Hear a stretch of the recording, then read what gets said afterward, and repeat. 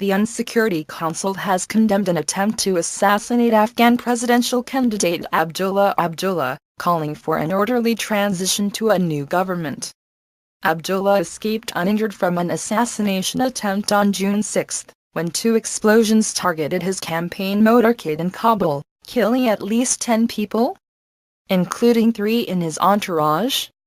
Just a week before the second-round presidential runoff on June 14, Abdullah later told an election rally that the aim of the attack, which heavily damaged the front of his armored car, was to create fear and anxiety among the people, and prevent them from deciding their own destiny.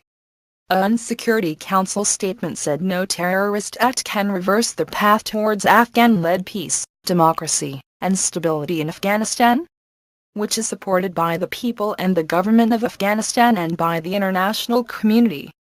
Emergency teams descended on Seattle Pacific University and the campus is in lockdown. Continue reading the main story. Related stories. Clinton attacks gun culture. U.S. children learn lockdown drill. In statistics, guns in the U.S.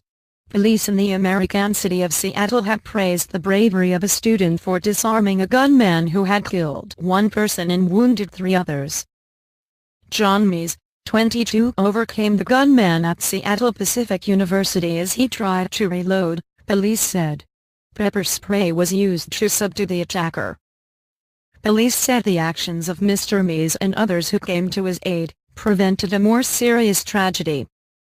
The gun suspect has been named as Aaron Ibarra, 26, who is not a student.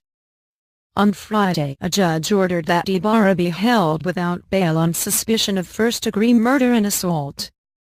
After the hearing, defense lawyer Ramona Brands said her client suffers from significant and long-standing mental health issues, and had been involuntarily committed in the past. Ibarra told detectives after his arrest he wanted to kill as many people as possible and end himself, Seattle police wrote in a statement filed to court. He was carrying a shotgun and a knife when he walked into the foyer of the university on Thursday afternoon and opened fire. Gunmen occupied a university in Iraq's western province of Anbar on Saturday, taking hundreds of students and their professors hostage on campus, security sources said. After fighting their way past guards overnight, the gunmen broke into Anbar University in the provincial capital Ramadi, parts of which have been held by anti-government tribal groups and insurgents since the start of the year. The attack on the university is the 3rd brazen offensive in as many days by militants who have regained ground and momentum in Iraq over the past year and this week overran districts into other cities.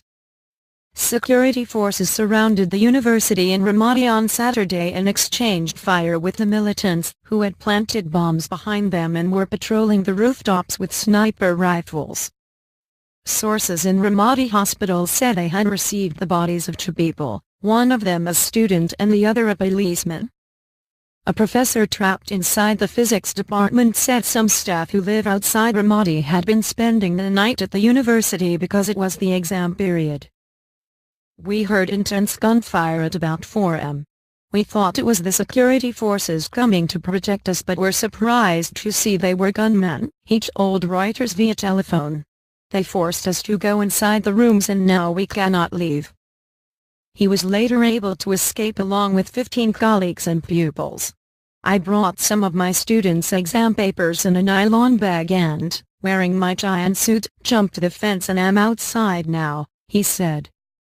The identity of the assailants was not clear, but Ramadi is one of 2 cities in Anbar that were overrun at the start of the year by tribal and Sunni insurgents, including the Islamic State in Iraq and the Levant, ISIL. Security forces control central Ramadi where the city council and other government offices are located, but the suburbs and outlying areas have shifted back and forth between hit and run attacks by militants.